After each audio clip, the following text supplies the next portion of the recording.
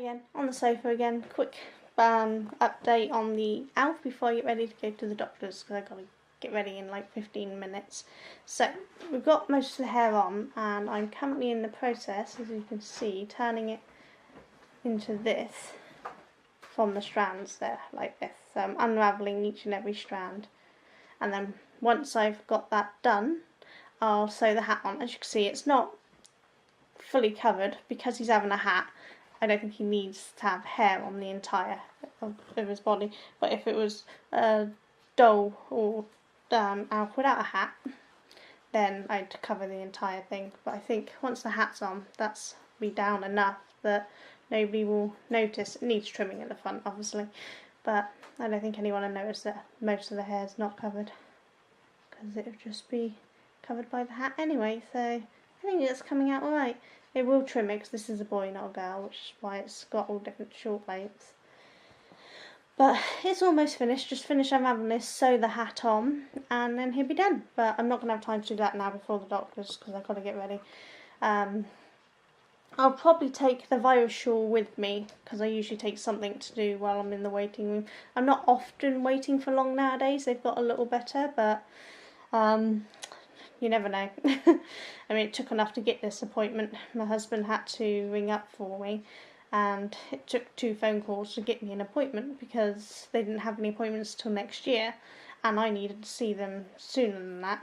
But I can't do phone appointments because of my anxiety. I can't phone. It panics me and I forget, and it's not a pretty sight. And I could have the option to go to a different surgery that they work with, but because of my agoraphobia, going somewhere I don't know, it's not going to happen. So luckily the receptionist was really understanding and unlocked appointment for me. They keep a bunch blocked out. I don't know why. I'm guessing it's for emergency appointments. So they keep a certain amount blocked out, and they unlocked one of them so that I could be able to go before Christmas, because this is taking in the results of the blood pressure. I had to monitor myself twice a day and twice each time.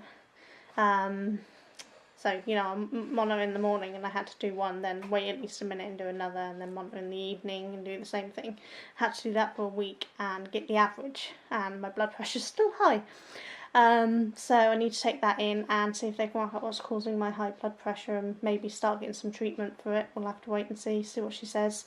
And I'm hoping I'm brave enough to ask for a referral to a neurologist for my migraines, because I haven't seen one, and right now I have no treatment for it because I can't take the sumatriptan due to the hemiplegic migraines. So I need something.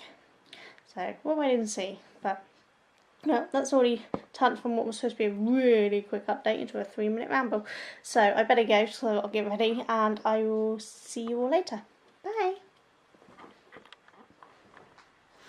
Hi again. Right, back from the doctor's now. So that took a little longer than expected. My appointment was at 3:20. It's now 9 minutes past 5. That's how long it took to get from the doctor's to my place, which is actually a short drive. I think it's about 5 miles. Hang on. Shall we have a look and see what Google Maps say? Yeah, see, so it's 4.6 miles, and it took me from my appointment, it was at 3:20, and I went in reasonably straight away, and it took me until 9 minutes past 5 to get home. So, traffic is a nightmare. Anyone who lives in this area, which I live in a small village on one side of Salisbury, anyone who attempts to get from our village into town knows how bad the traffic is regularly. It's a nightmare. But there's nothing we can do about it. It's the only way into town from our way, unless we go into the back roads into another village to then get around through their way. But never mind, we're back anyway. So more tests to be done. I have to go up to the hospital as close to 9 o'clock as possible. Apparently they need a 9 o'clock timeline for checking the stuff. Cortisol, I think she said it was she was be testing, so I've got to go and have that blood test. I've got to wait for an appointment to come through for a scan on my kidneys. She's also testing my thyroid, so I've got to have that done as well. So more blood tests, joy. Don't know how long the scan will take. We'll just have to wait and see. But I've got to make an appointment to see her as early in January as possible. Hopefully, she said I should be able to ring up next week and hopefully be able to make the appointment for then. But we'll have to wait and see because they're so booked out. I can't even make my asthma appointment. Got a letter to say that I needed to make an asthma check appointment, and they're so booked up that until January there's no point me even attempting to book up. Apparently, they said I'm going to have to wait until January to make an appointment. So I'll have to wait for that. She asked me how my new pain meds were doing and kind of informed her not very well. So she's actually doubled them for me for now. And she said if it's not helped before I go back and see her, because she knows it's going to be a while to get the appointment, I'm allowed to add an extra one because they're 50ml tablets. So she's given me 2 a day. She said I can take it up to 3 a day if I think I need to. So I'm going to give it a couple of weeks, see how they kick in. And if this is still not helping, then I'll add the extra one. But fingers crossed that they'll work better. I don't like to take medicine, but there's comes to a choice between actually being able to have a life, even the minimal one that I have, or just sitting in the corner crying all day in pain. You kind of have to choose the meds. My blood pressure, she saw the results. She's not happy with them. After checking family history, she's decided that even though it's borderline on whether it should be treated, apparently one part's over and one part's just under what they prefer to treat. Even though I actually have high blood pressure, the readings are high, they have a certain height before they like to start treatment, but she decided with my family history she's going to treat it anyway, while doing the test to try to find out what's causing it, because I'm under 40, I shouldn't be having such high blood pressure apparently, so she wants to find out what's causing it. So I'm back on the same meds that the drop-in centre gave me back in October when I had my first major episode. I asked to see a neurologist. She's going to consider that, but she checked the records and she thinks there's one more type of migraine meds she might be able to try me on. There's a lot of possible side effects and things, but due to me already having a hysterectomy and no chance of ever having kids again, she thinks the doctors might agree to let me go on it, so she's going to check with them, see what they say, and then if the doctors say try that first, she's going to get me to try that. I don't know what one it was, she didn't say, and then if that doesn't work or the doctors decide that that's not going to be an option for me, she's going to send me on to the neurologist to see if they can check out what's going on with all my migraines, especially as they've got worse nowadays and now they're also hemiplegic ones. So she's going to see if we can get something sorted. She's admitted she doesn't know much about migraines, especially hemiplegic migraines, but she knows that, it's not just a headache. And anyone who says migraines are just a headache really hasn't had a migraine. I mean, normal headaches don't leave you paralysed down one side. They don't need you in a quiet room with no sound and no noise and no light because you're violently throwing up everywhere and your head is being crushed by a hammer or a vice, or it's exploding from the inside out and being pushed out and stabbing with hot rods and everything else that you actually get with a migraine. It's not a headache. It's a lot worse. And she admits that she doesn't know enough about them to be able to treat me. So yeah, she's going to get some advice from others and see what she can do for me, which is great. I haven't got much more done on the ALF because obviously I had to go out to the dock. So we've got... That's a little messy at the moment, as you can see, but it's getting there. There's just a few more pieces just there, you can see them. That's the only ones left that need separating off. So 2, 4, 6, 8, 10, 12, 14, 16. I think there's about 26 there that need doing, and then I'll decide if it needs any more hair, and if not I'll sew on the hat or add some more hair and then sew on the hat, and then I can finally sew on the eyes and we'll be done. So much closer to having this one finished. I did take my virus short and I got a couple of rows done on it, but that wasn't in much of a weight, so I didn't have to do much on it, to be honest. And here's my other son home from uni. Say hello. As usual, he doesn't say hello, he just wanders on up. I don't know if that was in focus, we'll see in a minute. My husband should be back soon, actually. He's at a business meeting in London, which is where he normally works. And there's my other son calling me. Hold on. There, that's my son just checking if his washing's been done, because my other son has been doing it for him while I've been at the docks. Well, he's been at work, and he's apparently soaking wet, so he needs his new clothes.